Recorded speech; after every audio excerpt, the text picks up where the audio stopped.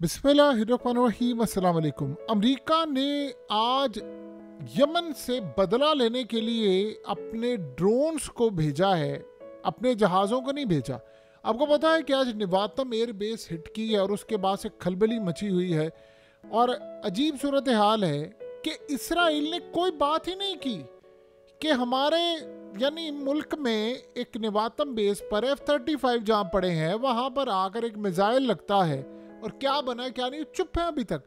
लेकिन इंटरेस्टिंग सूरत हाल है कि अब ड्रोन भेजा अमेरिका ने हिट करने के लिए यमन को, क्योंकि देखिए ड्रोन तो ऑलरेडी आपको पता 12 में गिरा चुके हुए थे और उनको पता था कि अगर हम अपने F-18 भेजेंगे या कुछ और भेजेंगे तो बड़ा मसला होगा। ये जासूसी के लिए ड्रोन नहीं भेजा, हमला करने के लिए ड्रोन भेजा है। और ड्रोन इस दफ़ा उनका प्लान था कि हम दूर से भेजेंगे और वो डायरेक्टली हिट करेंगे और जाकर गालिबन किसी शख्सियत को टारगेट बनाना था उन्होंने, क्योंकि देखिए इंटेलिजेंस मालूमात और बहुत सारी टेक्निकल तो वो ऑलरेडी उनके लिए फेल हो चुकी है।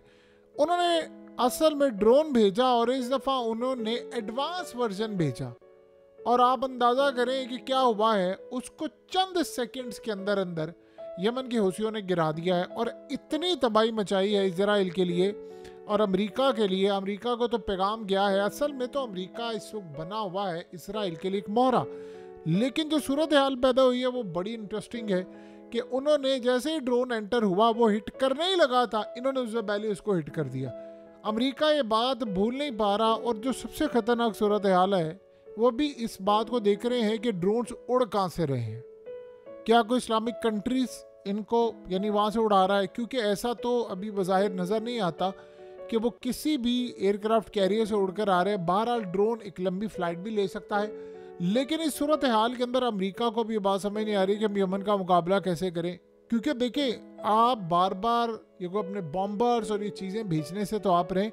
उन्होंने तो असल में कसम खा ली है कि उन्होंने सुबह ड्रोन गिराना है इनका, शाम को भी मिसाइल मार रहे हैं, अगले दिन फिर मिसाइल मार रहे हैं। तो ये जो मिसाइल है ये बड़े तबाहकुन है।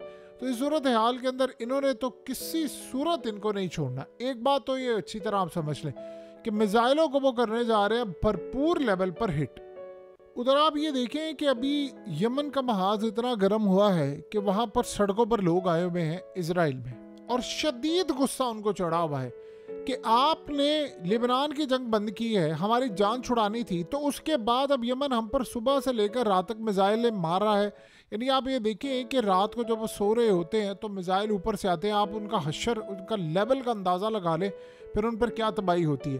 तो वो वहाँ पर सड़कों पर आए हैं कि अब गज़ा की डील को फाइनलाइज करें, कैदियों को वापस लेकर आएँ, जो भी मुकम्मल करना है करके फारिग हो, हमें हमारी जान छुड़ाएं यहाँ से। बरतानिया ने और अमेरिका ने यमन पर हमला किया है और वो हमला असल में रात को उनका पूरी तरह कामयाब नहीं हो पाया। उन्होंने अब ड्रोन्स भेजे और ड्रोन्स भी उन्होंने उड़ा दिए हैं। अब व्हाट नेक्स्ट क्या होने जा रहा है?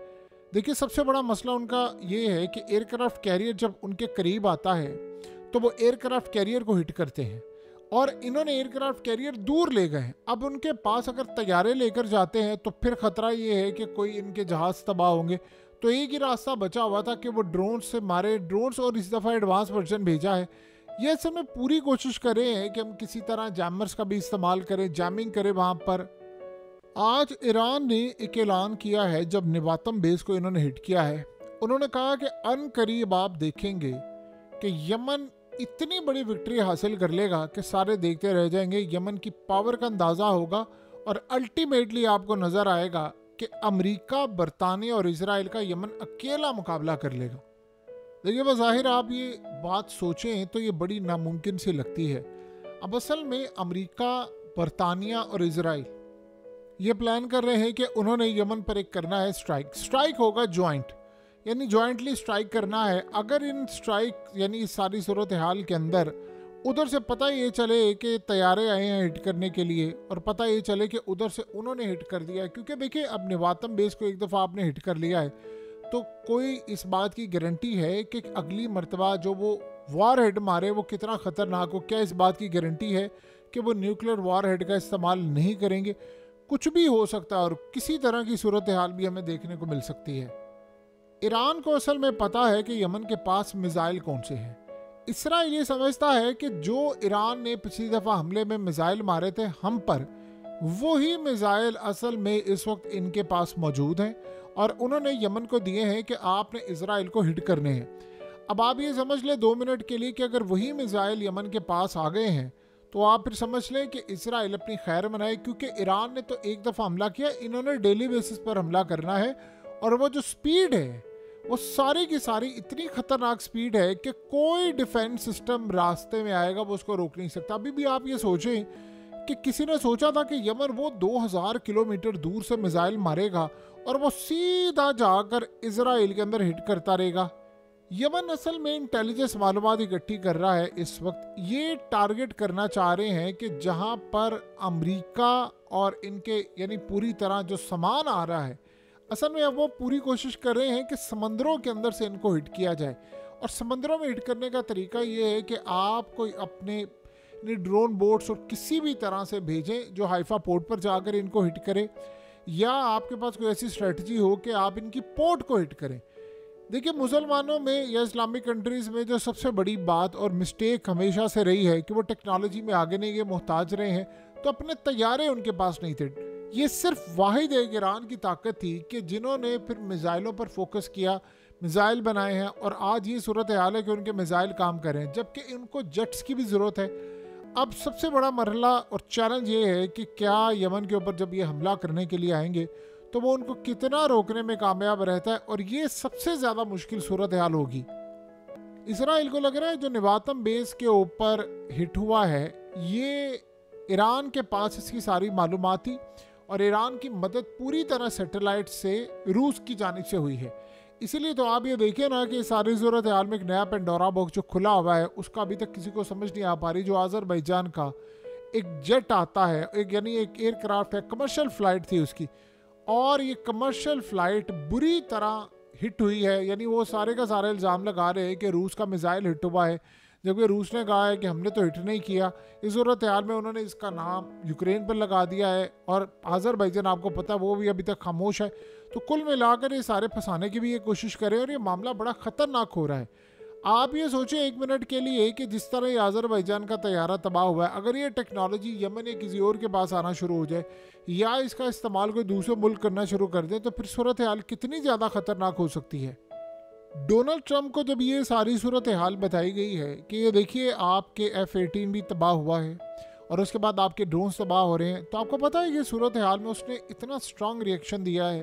उसने कहा है कि मेरे दौर के अंदर मैं होता तो ये काम कभी ज़िंदगी में नहीं हो सकता था। उन्होंने कहा कि मैं अपने दौर के अंदर यमन को टिकने भी नहीं दिया था, और मेरे जाने के बाद इन्होंने फोकस किसी और चीज़ पर रखा। यमन इतनी बला बन गई है कि छोटा सा मुल्क आज हमारे तैयारे भी तबाह कर रहा है।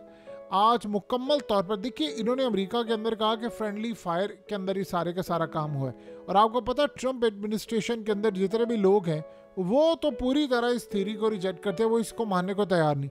अब ड्रोन की जहाँ तक बात है, आप बताइए 13 ड्रोन अभी तक उन्होंने गिराए, और हर दफ़ा जब वो ड्रोन गिराते हैं तो वो उसकी फुटेज और चीज़ें भी बताते हैं। और ये बात जब ट्रंप को पता चल रही है तो वो शदीद गुस्से में है कि इस सूरत हाल में हमारा जितना नुकसान यहाँ पर हो रहा है उसका आप अंदाज़ा भी नहीं लगा सकते कि कितने बड़े पैमाने पर जाकर हमें जलील किया जा रहा है। यानी एक टाइम था कि यही MQ-9 रिपर ड्रोन जो थे वो दुनिया के अंदर उनकी डिमांड थी, यानी लोग और ममालिक सोचते होते थे कि कभी हमें मिले। आज हालत ये है कि 13 ड्रोन्स अब तक इन्होंने गिरा दिए हैं, और पता ये चला है कि रूस की जानिब से उन्होंने 100 से ज़ायद पैट्रियट डिफेंस सिस्टम की बैटरीज यूक्रेन के अंदर तबाह की हैं। तो अमेरिका के डिफेंस सिस्टम की भी धज्जियाँ काफ़ी ज़्यादा उड़ी हैं।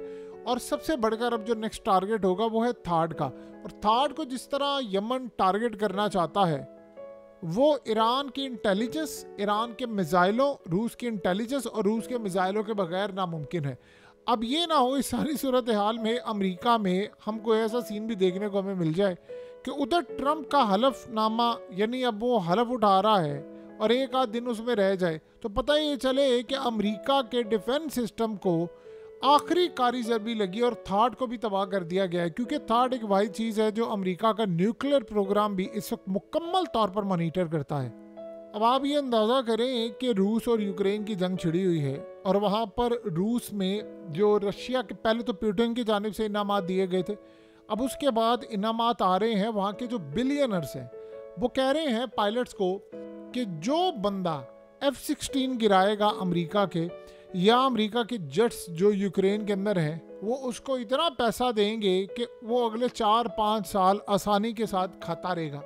यानी आप अंदाज़ा करें कि इतना पैसा आप उसको देने जा रहे हैं कि आपको कोई काम करने की ज़रूरत नहीं। और पुतिन की जानिब से जो पैसा ऑफ़र किया गया है वो इतना ज़्यादा है कि आप लाइफ टाइम बैठ कर खा सकते हैं। यानी अगर कोई पायलट गिराता है F-16 तो उसको इनाम के तौर पर दिया जा रहा है। तो हर कोई कोशिश कर रहा है कि हम कुछ गिराएं और उसके बाद हम रिटायरमेंट लें और भी सुकून की ज़िंदगी गुजारें।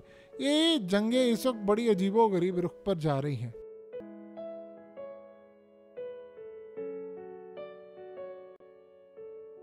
हकीकत टीवी को सब्सक्राइब करना मत भूलें, वीडियो को लाइक करें, शेयर करें और कमेंट सेक्शन में अपनी राय का इजहार ज़रूर करें।